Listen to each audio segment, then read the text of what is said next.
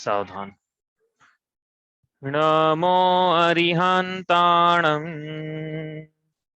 नमो सिद्धाणं नमो आयरीयाण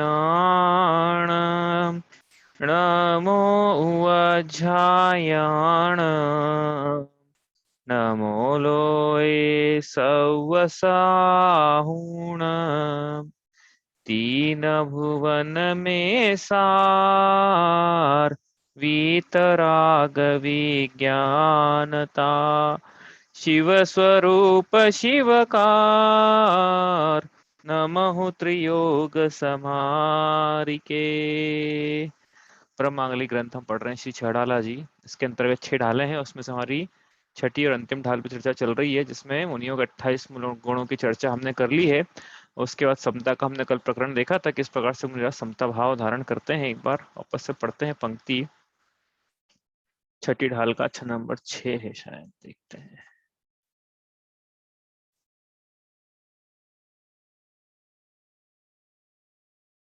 एक बार दिन मेले आहार खड़े अल्प निज पान में कचलोच करत न डरत परीश सो लगे निज ध्यान में अरिमित्र महल मसान कंचन काचन इंदन थुति करन अर्घावतारन असि प्रहारन में सदा समता धरन।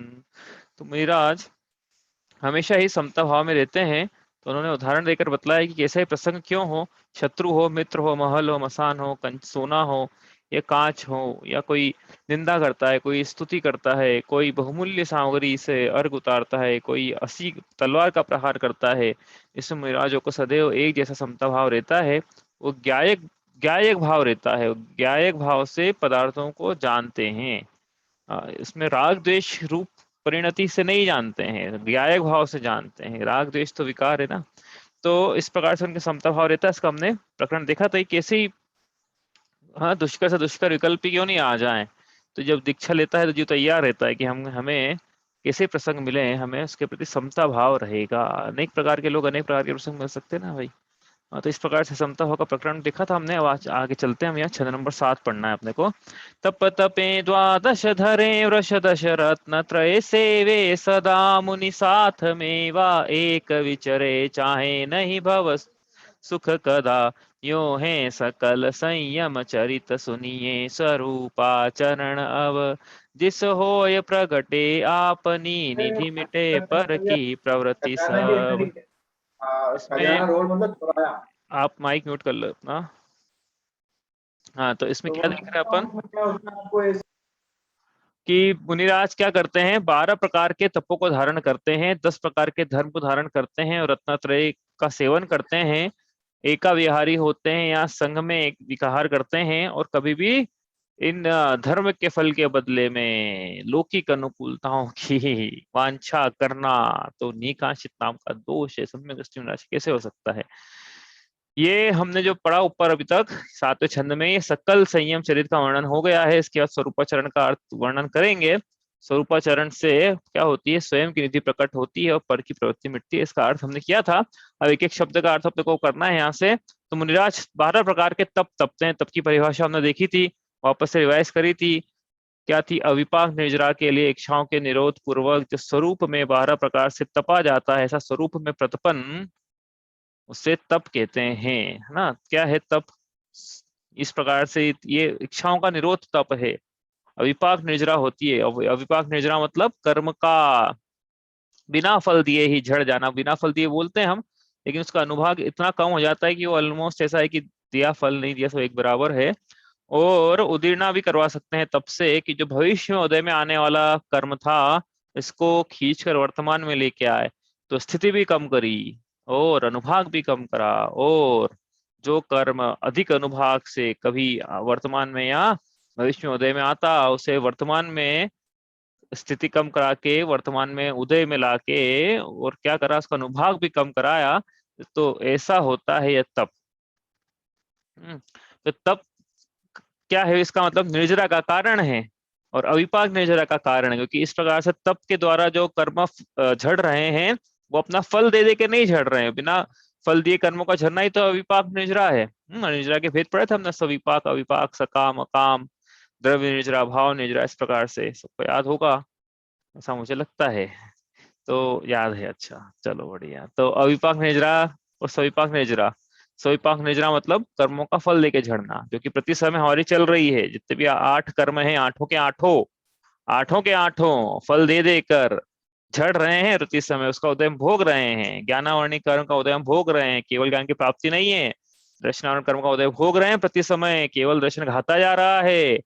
मोहनी का फल भोग रहे हैं, वीतरागता की पूर्णता नहीं हुई है। अंतराय का फल भोग रहे हैं, अनंत बल की प्राप्ति, अनंत दान लाभ भोग उपभोग वीर की प्राप्ति नहीं है। इसी प्रकार से उसमें लगा ना, आयु नाम गोत्र अंतरा वेदनी में भी इस प्रकार से ये चल रहा है प्रति समय। तो सविपाक निजरा तो प्रति समय चल रही है, इसलिए तप करी जो कर्म पावे, सो ही शिव शिव सुख दरसावे।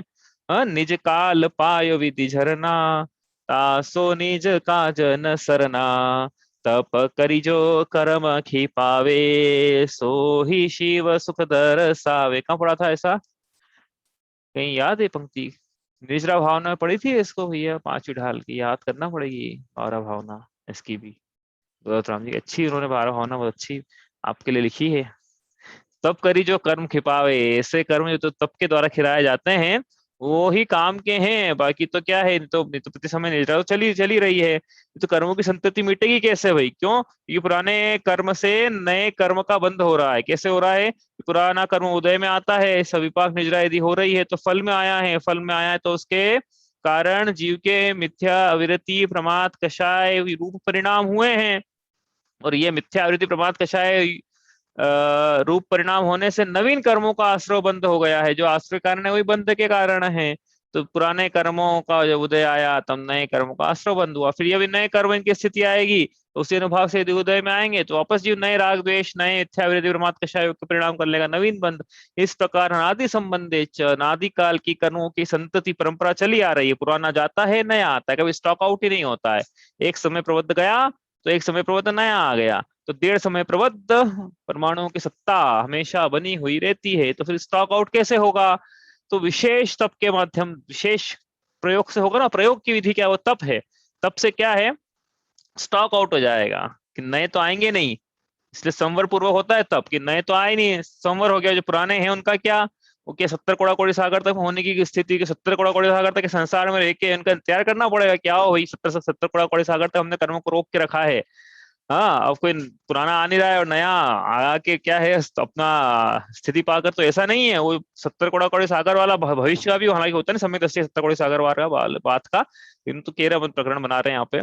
इतना बात का भी हो तो भी वो वर्तमान में लेके आए और उनकी क्या करे, अविपाक निजरा। इस प्रकार से ये तप की महिमा है। तप की क्या महिमा कहें? तप वो है जो नर को नारायण बना देता है। तप वो है जो मनुष्य को, हाँ, भगवान बना देता है। अभी आएगी इसमें तप की महिमा। तब ही शुक्ल ध्यान एक तप का प्रकार है, आज पढ़ेंगे हम।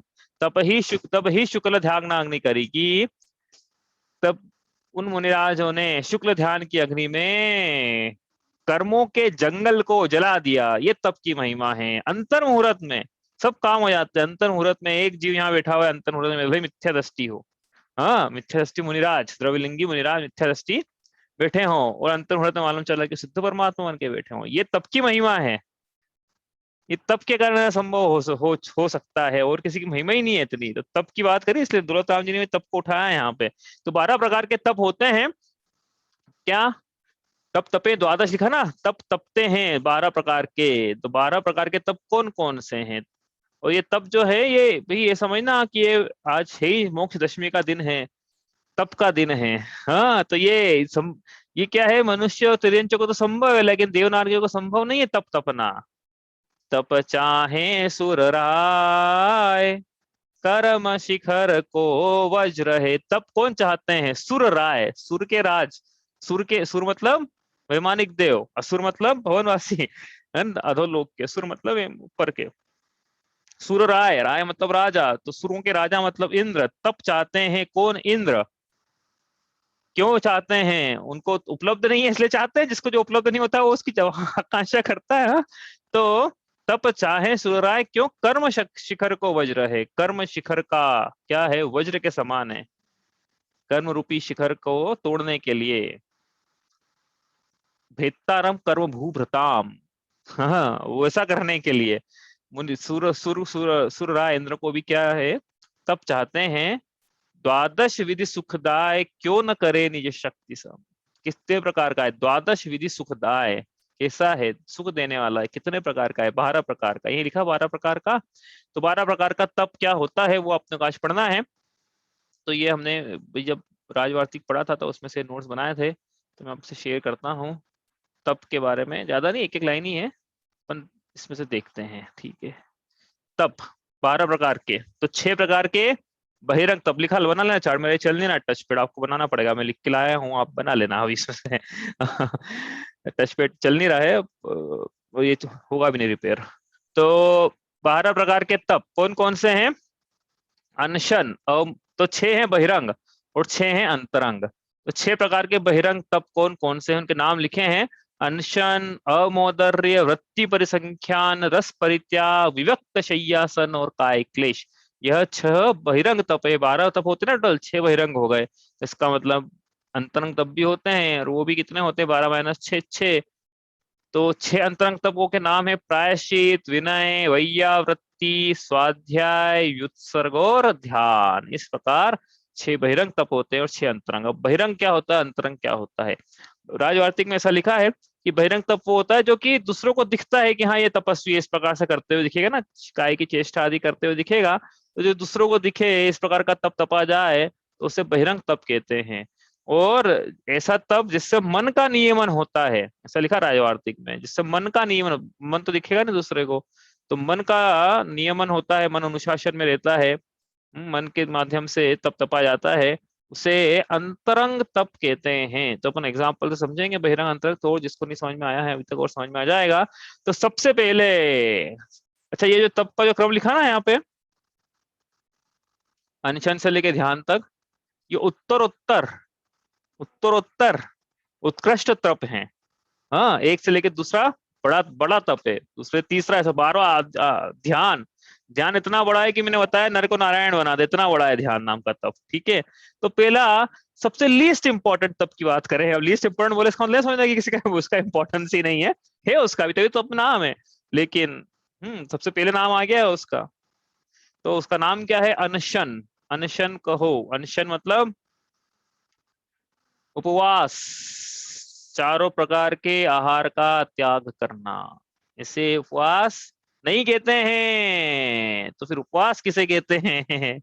अरे विषय कषाय आहार का त्याग करके इच्छाओं के निरोध पूर्वक स्वरूप में प्रतिपन्न करना, उसे उपवास कहते हैं। लगाओ ना परिभाषा भैया उपवास की, चारों प्रकार के आहार का त्याग करना उपवास, आत्मा के समीप वास करना, उसे उपवास कहते हैं। सिर्फ आहार का त्याग करना उपवास नहीं है। आप आहार का त्याग करा और बहुत वेदना हो रही है और टाइम पास करा, आगे दिन इतना बड़ा है कैसे बीतेगा, टीवी देखी और सब करा, तो वो भूखे मरना है, उपवास नहीं है। उपवास यहाँ लिखा है राजवार्तिक में, लौकिक सुख, मंत्र साधनादि, दृष्ट फल की अपेक्षा बिना, संयम की सिद्धि, इंद्रिय विषय संबंधी राग के उच्छेद, कर्मों के विनाश, ध्यान की सिद्धि और आगम की प्राप्ति के लिए, ये शब्द इंपॉर्टेंट है, के लिए चारों प्रकार के आहार का त्याग करना, उसे उपवास कहते हैं। एक बार फिर से, चारों प्रकार के आहार का त्याग किया तो किस लिए किया था,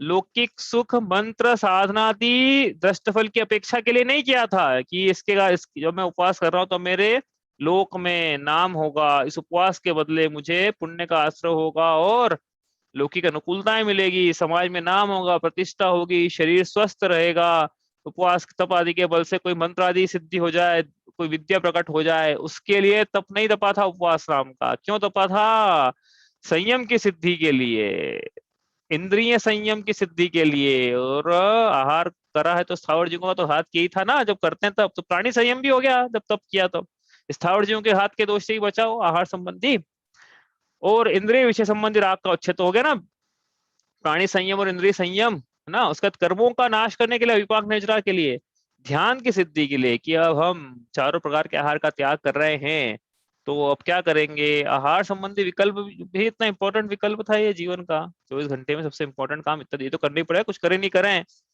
कम से कम आहार तो करना ही पड़े।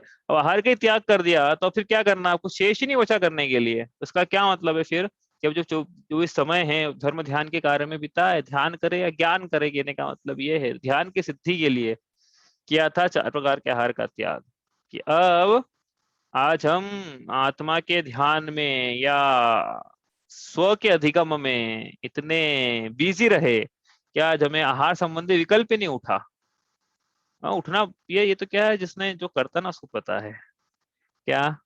सुबह से जैसे मंदिर गए हम, अभिषेक करा, पूजा पाठ स्वाध्याय करा, फिर अब आहार का जो समय हुआ तो जो करते सामायिक या स्वाध्याय या प्रायश्चित प्रतिक्रमण ध्यान करा, तो आहार के समय में उठना पड़ता है कि अब तो उठना ही पड़ेगा, नहीं तो आवाज आएगी घर वाले की कि खाना है कि उपवास है तो उठना पड़ेगा। तो ये जिस दिन उपवास है उस दिन इसकी आवाज नहीं आने वाली है, तो क्या है अपने स्वाध्याय के ध्यान के धर्म ध्यान के घंटे और बढ़ जाएंगे। हाँ, बढ़ेंगे कि नहीं बढ़ेंगे, कोई विकल्प भी नहीं होगा। वही सभी का उपवास है मान लो घर में, तो ना भोजन बनाना है, न मेनू डिसाइड करना है, न सब्जियां लेके आनी है, न बर्तन धोना है, न चौका साफ करना है, कुछ नहीं करना है। तो ये समय बच गया तो क्या करना है, समय बच गया तो ये लिखा है ना, ध्यान की सिद्धि और आगम की प्राप्ति, ज्ञान ध्यान तपोरक्त।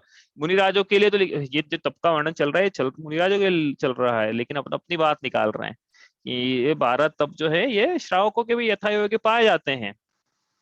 तो क्या करना है, समझ में आ जाए तो बहुत काम हो जाए अपना कि इस आहार का त्याग करा था तो क्यों करा था, ध्यान धर्म की प्राप्ति के लिए किया है। स्वरूप में प्रत्यपन के लिए इच्छाओं का निरोध हो गया ना, और तत्संबंधी 24 48 36 घंटे जितने भी देर का उपवास किया है उतनी देर के लिए आहार संबंधी इच्छाओं का निरोध हो गया। इसलिए उपवास करके ऐसे ही भावना मत भा लेना कि आज तो मेरा उपवास है, कल होते से ही मम्मी से मेरी मनपसंद सब्जी बनवाऊंगा, मैं खाने में मनपसंद खाना बनवाऊंगा। तो ये फिर अभी क्या होता है, इच्छाओं का निरोध के बदले में नई इच्छाएं बढ़ा ली है, तो इच्छाओं का निरोध कहाँ हुआ, कैसे तब कहलाएगा ये। हाँ, एक नई इच्छाएं कर ले यदि जीव, इच्छाओं के निरोध को ये तब कहा था, अब ये नई इच्छाएं कर ली तो तब कहाँ रहा फिर ये उपवास कहाँ रहा फिर ये। इसलिए क्या है, तब इच्छाओं का निरोध होना चाहिए, स्वरूप में प्रथपन होना चाहिए, तो फिर 4 प्रकार के आहार का त्याग किया है वो सार्थक है, वरना फिर नहीं तो फिर अज्ञानी का जो ये तप है इस प्रकार का उपवास आदि का, इसको आचार्य बाल तप की संज्ञा देते हैं। ये बाल तप है। बाल तप मतलब मिथ्या दर्शन के साथ जो तपा जाता है, ये मिथ्या दृष्टि के भी तप होते हैं, उनको भी इस प्रकार से आहार आदि का त्याग करते हैं, उनके भी तप होते हैं। उन सबको बाल तप की संज्ञा है। सब जैन श्रावकी क्यों ना हो, यदि मिथ्या दर्शन के साथ तप तप रहा है, हाँ, तो उसको बाल तप की संज्ञा है। बाल तप से देवायु का भले ही बंद हो जाए, वहां पे फिर हीन जाति का देव बन भी जाए वहां पे, लेकिन धर्म धारण का फल स्वर्ग गति की प्राप्ति नहीं है, धर्म धारण का फल तो मोक्ष के सुख की प्राप्ति है। हाँ, तो ये इसलिए इसलिए क्या है कि सम्यक ज्ञान सहित जो तपा गया है, कोटि जन्म तप तपे ज्ञान बिन कर्म झरे जे, ज्ञानी के छिन माहि त्रिगुप्त सहज टरे थे। इसलिए सम्यक ज्ञान की महिमा में कहा था ये कि महिमा है सम्यक ज्ञान की, सम्यक ज्ञान के द्वारा बल तप किया जाए तो ही वो अविपाक निद्रा का कारण बनता है।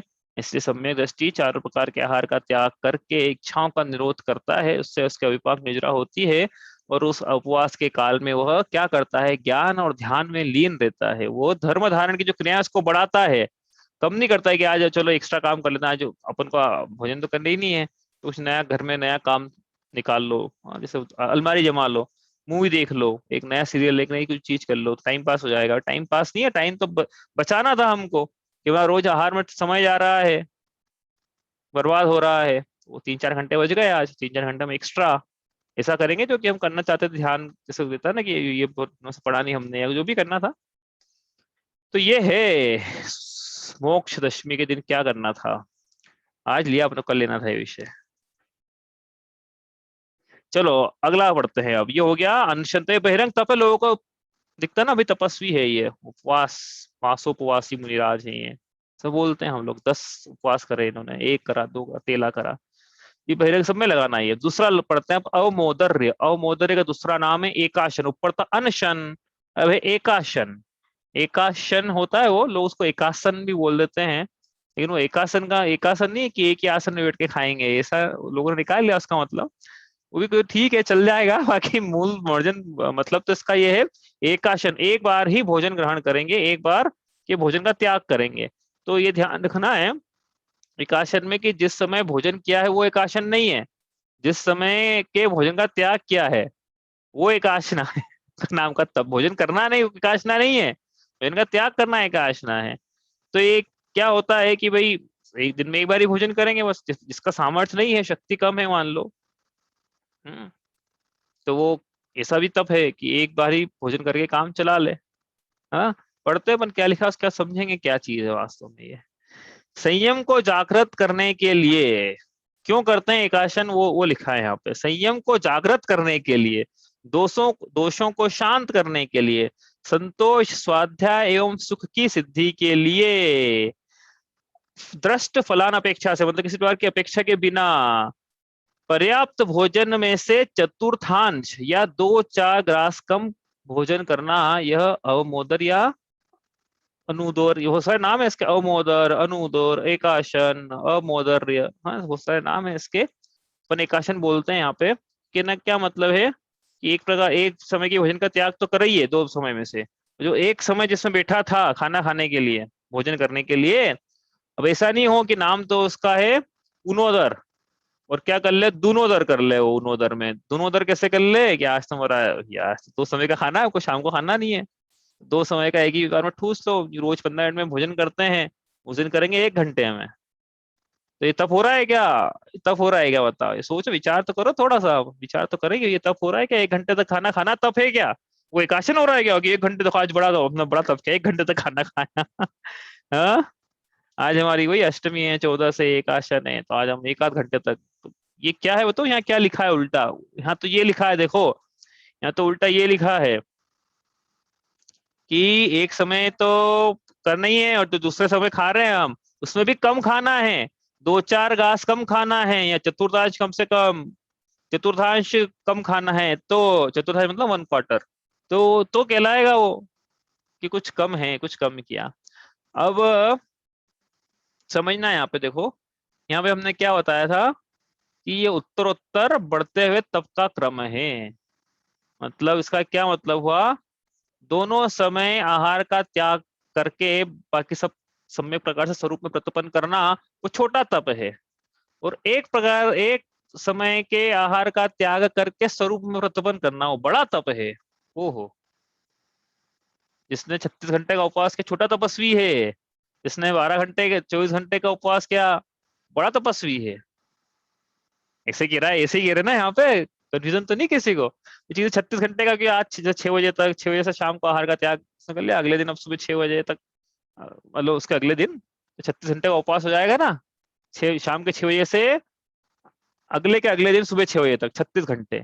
और इसका क्या है कि इसने तो भैया एक एक रात एक शाम के 6 बजे तक करा इसने, उसके बाद अगले दिन मान लो शाम को 5 बजे तक खा रहा है भोजन, 24 घंटे का उपवास, इसका 24 घंटे का ही हुआ उपवास, आहार का त्याग, तो एक में हो रहा है 36 घंटे का, तो हम कहना छोटा तपस्वी जिसने छोटी 36 घंटे है चारों प्रकार के आहार का त्याग किया, और जिसने 24 घंटे है चारों प्रकार के आहार का त्याग किया वो बड़ा तपस्वी है। तो गलती हो गई है तो, जरा क्या लोग में तो ऐसा बोलते ही नहीं है, लोग में तो बोलता है, कौन बोलता है कि किसने एकाशन है भी आ जाओ, शांति धारा में उसका नाम सबसे पहले आएगा जिसने एकाशन किया, ऐसा आज तक सुना कभी, चाहिए तो ऐसा सुना होगा ना कि जिसका उपवास है वो आ जाओ शांति धारा करने के लिए, अष्टमी 14 के दिन तो कम से कम सुना ही होगा कि जिसका उपवास वाले भैया पहले आ जाओ, एकाशन वाले को तो बुलाया ही नहीं आज तक। तो कौन बड़ा तपस्वी है, यहाँ तो कह रहे हैं कि है, तो गलती हो गई है तो। किससे हुई, अपने से हो रही गलती समझने में, आचार्य से नहीं हो रही है। कैसे हो, यह एकाशन बड़ा तब कैसे है, प्रश्न तो ये है, उपवास छोटा तब कैसे है, तब की परिभाषा क्या थी, तब की परिभाषा इच्छाओं का निरोध करना। भैया ऐसा है कि भोजन पकाया घर में, ठीक है, थाली लगी है, 56 पकवान सामने लगे हैं करने के लिए, और उसके बाद जीव एक कासा खाए और उसके बाद इच्छाओं का निरोध कर दे, क्या बोले, षटरस मिश्रित भोजन से ये भूखन मेरी शांत हुई, आत्म रस अनुपम चखने से इंद्रिय मन इच्छा शमन हुई। तो ये जब एक का घास खा के उठ जाए तो ज्यादा इच्छाओं का निरोध हुआ है, बजाय कि वो, क्योंकि उसको विकल्प ही नहीं था खाने के, इसमें विकल्प क्या था? इसके सामने पकवान लगे हैं, ये खाने पर बैठा है, इसने भोजन किया है, एक दो घास खाए हैं, उसके बाद इच्छाओं का निरोध कर दिया कि भैया ये जो छठ रस मिश्रित भोजन है, इसका स्वाद आत्मा के अतीन्द्रिय स्वाद के आगे बहुत फीका है।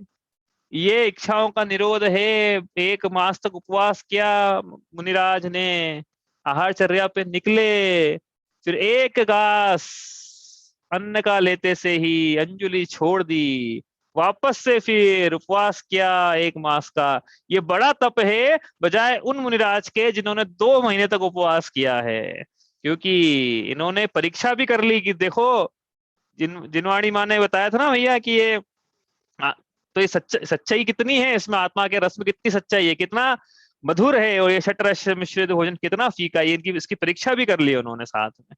करते ना उन परीक्षा कि भैया सही सच में ऐसा है कि नहीं। तो जो आत्मा के अतीन्द्रिय आनंद में डूबा हुआ है उसको ये रस का, मोक्ष में प्रकाशक का उदाहरण दिया था मैंने आपको, टोडरमल जी साहब ने, जब तक एक लॉजिकल फिनिश पे नहीं पहुंचे थे ना, उनको खाने में स्वाद ही नहीं आता था, वैसे डूबे हुए थे। फिर एक आध दिन जब उनका कोई लॉजिकल फिनिश हो गया, तब उन्होंने अपनी मम्मी से बोला कि यार इसमें नमक का स्वाद ही नहीं आ रहा है। तो माँ ने बोला तो 3-4 महीने से डाल रही हूँ नमक, तो तुमको आज स्वाद नहीं आ रहा है क्या? 3-4 महीने तक स्वाद ही नहीं आ रहा है, वो कहाँ भोजन का स्वाद कहाँ लग रहा है? हाँ, तो इसका मतलब क्या समझते हैं यहाँ पे, एकासन जो है ये बड़ा तप है। हाँ, अपन सोचते हैं कि उपवास बड़ा तप है, इच्छाओं का निरोध करना बड़ा तप है, वास्तव में तो जिससे ज्यादा इच्छाओं का निरोध हो वो उतना बड़ा तप, बस इसमें ज्यादा इच्छाओं का निरोध है। आगे चले, वृत्ति परिसंख्यान। वृत्ति परिसंख्यान मतलब आहार की जो प्रवृत्ति है उसमें चारों ओर से संख्यान करना, उसका मतलब कुछ मर्यादा लेना, गणित लेना, विधि लेना, अपनी भाषा में बोले तो आंकड़ी लेना। मुनिराजों के वृत्ति परिसंख्यान नाम का तप होता है, मतलब आहारचर्या पे जाते हैं तो अटपटी प्रतिज्ञा करके आहार में जाते हैं कि इस प्रकार से श्रावक पड़गाएगा तो ही मैं उनके लिए आहार में आहार करने जाऊंगा, या इतनी गली तक में आहार नहीं मिलेगा तो नहीं करूंगा, इतने तो संख्या लिखी ना वहां पे, तो इतनी गली तक नहीं मिलेगा तो नहीं करूंगा, इतने राउंड लगाऊंगा। जगह उदाहरण के लिए अपन देखा ना कितनी बार कि अपन ऐसा बोलते हैं कि वापस नहीं आएंगे, तो कितने मुन्ने वापस भी आते हैं, अरे कैसे मुनि राज वापस आ गए, तो उन्हें वापस थोड़ी आना चाहिए। अरे भैया उनकी वृत्ति में संख्या है कि नहीं, तब उन्होंने लिया है तो वापस समझता नहीं है उन्होंने, ऐसा तो हो सकता नहीं लिया हो कि भैया इस गली में वापस नहीं आऊंगा मैं, मतलब विधि नहीं मिले तब की बात कर रहे हैं अपन। हाँ, विधि नहीं मिलती तो मेरा चक्कर लगाता ना, तो अपन बोल दें कि हम नहीं लगाएंगे, देखो यार वापस नहीं हो सकता है। आ भी आता लेकिन कितनी बार, तो डिपेंड करता है उन्होंने कितना उन्होंने लिया है कैसा तब कि भैया एक बार एक मार्ग से जिस बार निकल जाऊंगा मैं, नहीं मिलता है तो दूसरी बार उस मार्ग से नहीं निकलूंगा आज आज के लिए मैं। तो उनका वृत्ति परिसंख्यान नाम का इस प्रकार का बहुत सारे प्रकार हो सकते हैं, सब पता है अपने को। क्या लिखा है यहाँ पे देखो, पढ़ते हैं। भिक्षा की वृत्ति को जाते समय आशा तृष्णा की निवृत्ति के लिए क्यों करते हैं वृत्ति परिसंख्यान? आशा तृष्णा की, कि भैया ऐसा नहीं कि आहार चर्या पे जा रहे हैं तो बड़ी अति आसक्ति से कि आज तो हम भोजन करेंगे ही करेंगे, आहार करेंगे ही करेंगे, मिला तो ठीक, नहीं मिला तो ठीक, ये परिणाम पहले से ही रहता है। देखो दोनों प्रकार के परिणाम हैं, एक में ये है कि आहार की प्रवृत्ति पे जा रहे हैं, आहार करेंगे ही। दूसरे है कि आहार की प्रवृत्ति पे जा रहे हैं, मिला तो ठीक, नहीं मिला तो ठीक, दोनों में समता का भाव, दोनों में बहुत अंतर है, इसलिए वृत्ति परिसंख्यान के साथ जा रहे हैं। तो आशा तृष्णा की निवृत्ति और इच्छाओं के निरोध को जो तब कहते हैं, तृष्णा की निवृत्ति हो रही है ना, आहार पे जा रहे हैं लेकिन निवृत्ति इच्छाओं की, अटपटी प्रतिज्ञा करी हुई है, बेल के सिंग में गुड़ की घेरी रहेगी तो हम आहार करेंगे वरना नहीं करेंगे। हाँ, कोई स्त्री साकल में बंधी हुई है और हाँ उसकी आंखों में आंसू हो, हाँ तो ये इस प्रकार से मिलेगा। भगवान महावीर मत बोलना वहां पे बोलना फिर मुनि राज महावीर, हाँ नहीं तो आप गलत हो जाएगा सब। तो ये इस प्रकार की प्रतिज्ञा करके हार पे जाते हैं।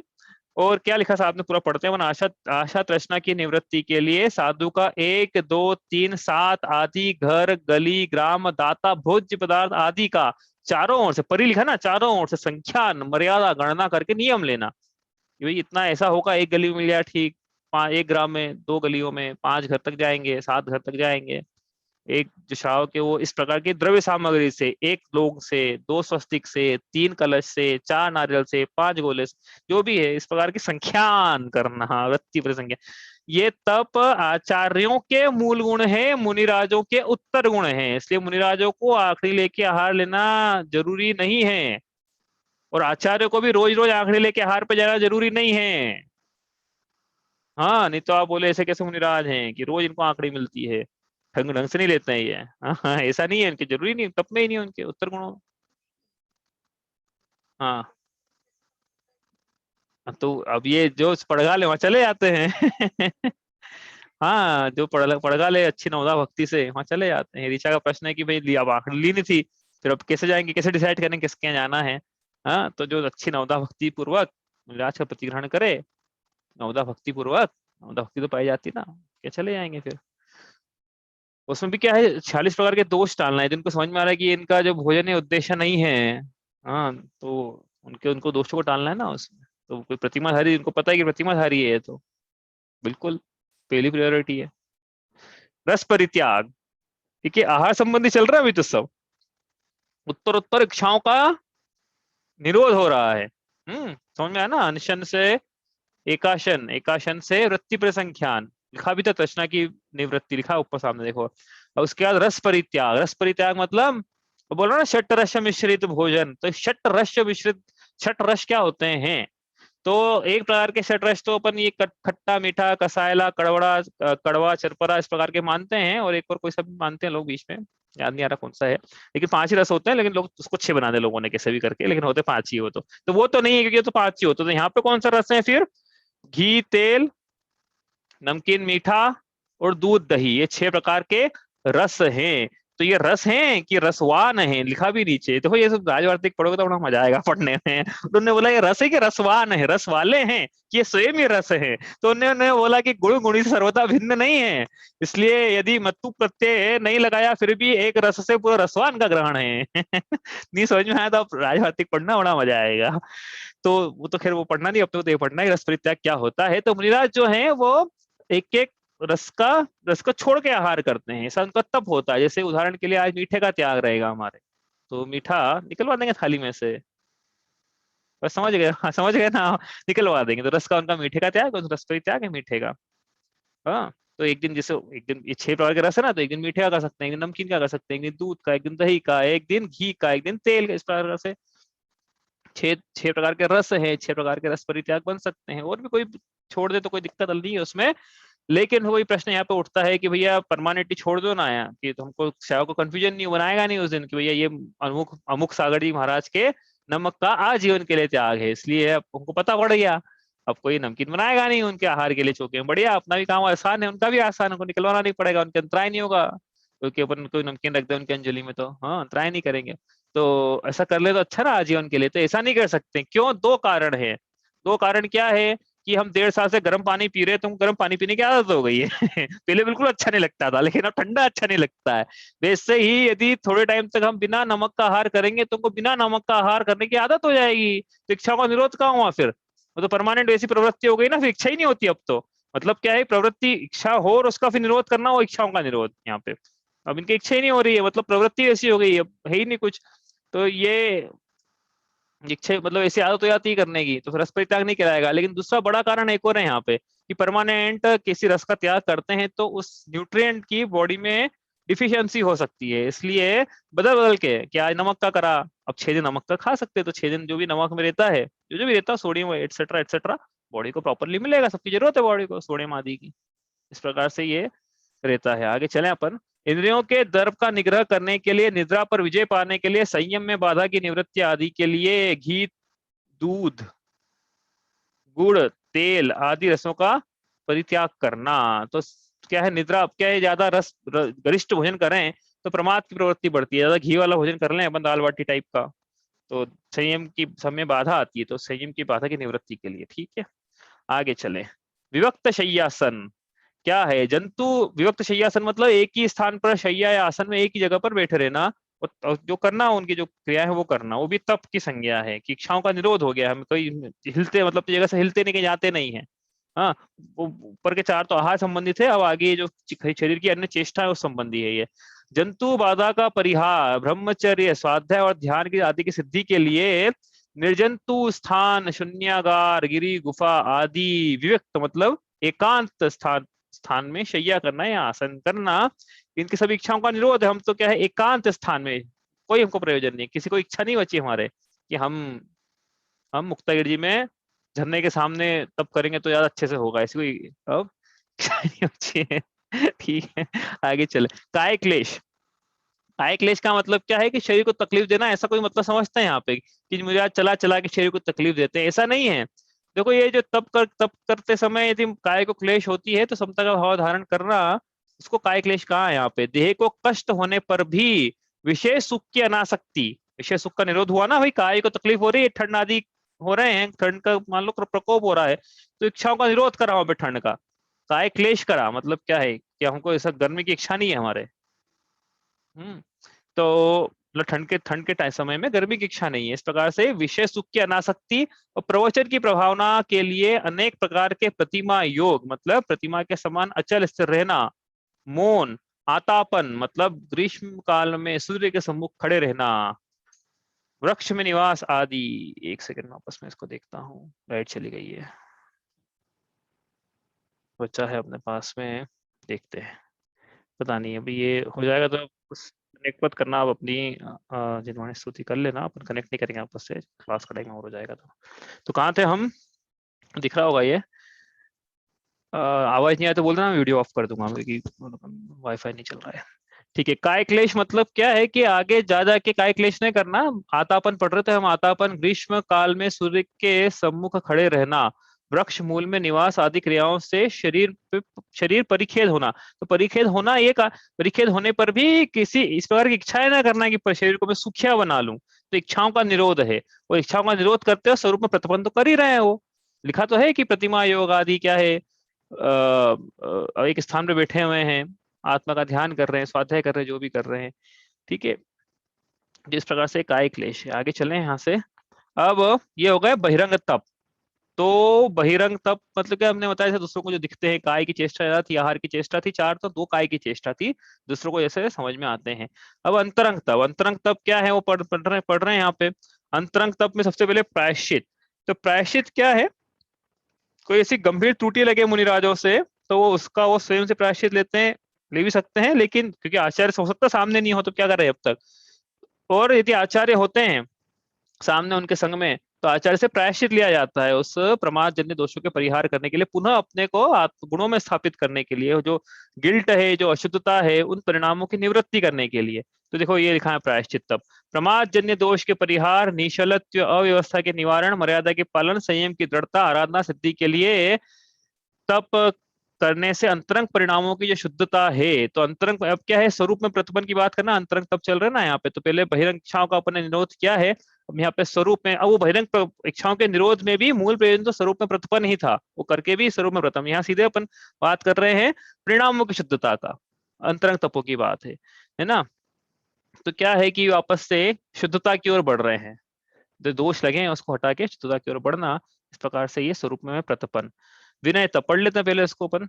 विनय तप, विनय तप क्या है, विनय करना, किसकी विनय करना, तो जो भी पूज्य है उसकी विनय करना। तो ऐसा नहीं है भैया, माता पिता भी पूज्य है, उनके अलग प्रकार से विनय है। ये विनय तप, वो विनय तप, वो विनय नहीं है कि जो भी घर में पड़ोसी मिल जाए वे अपने से बड़ा है तो उसकी विनय, वो अलग प्रकार की विनय है। लेकिन यहाँ पे विनय तप का मतलब ये नहीं है।